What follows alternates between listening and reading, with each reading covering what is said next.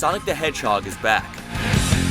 After speeding his way straight into a brick wall on the 360 and PS3, the wisecracking mascot is now trying his luck on the Nintendo Wii, with Sonic and the Secret Rings. Is it the final nail in his coffin, or does the Blue Rodent have a couple more laps left in him?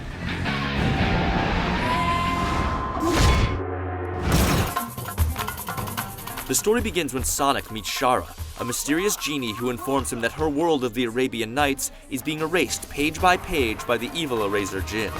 Sonic is then pulled into the book and sets out to recover 7 magical world rings, which may or may not cause him to sacrifice himself. I'm supposed to be a sacrifice? Throughout the game, you'll also see cameos from Sonic staples like Tails and Knuckles, but they're only playing characters from the Arabian Nights fables. Adventurer of adventurers! Let's face it, Sonic's storylines have never been Pulitzer Prize material.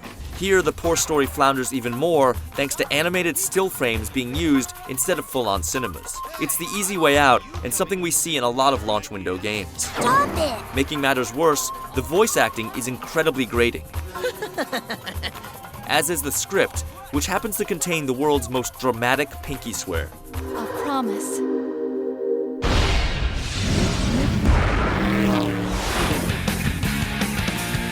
Unlike its story, Secret of the Rings gameplay is surprisingly enjoyable, some of the time.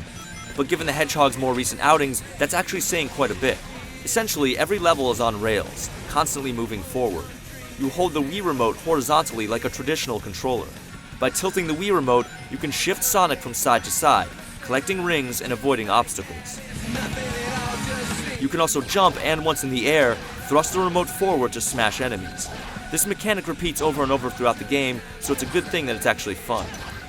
For the most part, this control scheme works, and when Sonic gets going at a steady clip, the game can get really enjoyable. Unfortunately, you'll have to build up Sonic's stats a great deal before you reach this point.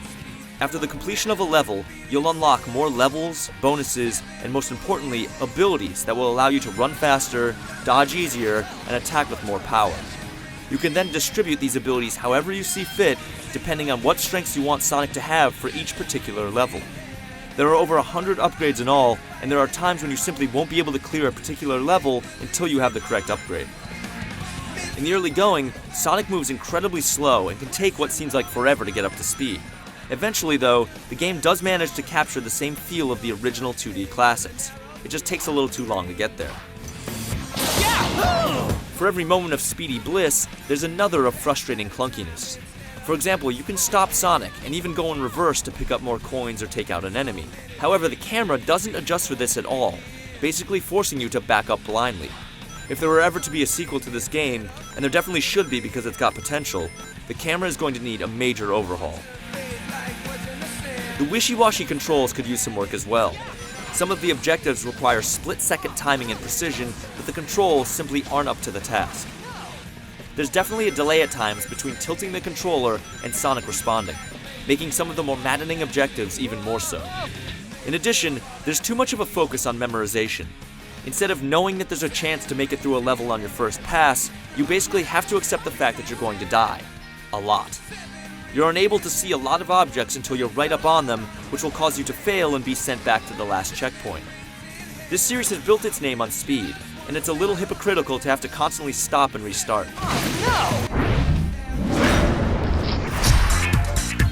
Each level has a variety of challenges to complete before you can unlock the next. So if you think you can run to the end of an area and move on, you're in for a big surprise. The game's length is superficially inflated using this technique, asking you to collect a certain number of rings, not die, or avoid obstacles to complete some of the missions. These conditions will delight hardcore players, but frustrate the young ones to no end. In addition to the single-player quest, there's a collection of over 40 minigames to play with up to 4 players. Not a lot of thought has gone into these, however, making them a relatively pointless addition. There are many moments in Secret of the Rings that are visually impressive. The Wii may be last in the graphics race, but with games like Sonic, it definitely isn't suffering either. Add to that the times when the game conveys a great sense of speed, and Sonic ends up being one of the more graphically advanced games on the Wii. Level design, however, is a little lacking. The game's levels are not linear, so once you unlock any of the 7 worlds, you can jump from one to the other. This interferes with the game's general sense of flow, and if you actually are trying to follow the story, it can get in the way. Secret of the Rings is frustratingly fun. By that we mean it's frustrating how fun the game can be before it hits a part that's decidedly the opposite. The sense of urgency the series is known for is definitely intact, and the first few runs through each level can be a blast. But you're forced to play this game with precision to move on, and the controls simply aren't there. It's definitely a step in the right direction for the series, and Sonic fans who enjoyed his prior 3D romps will eat it up. But curious design choices coupled with the lethargic controls are a recipe for frustration.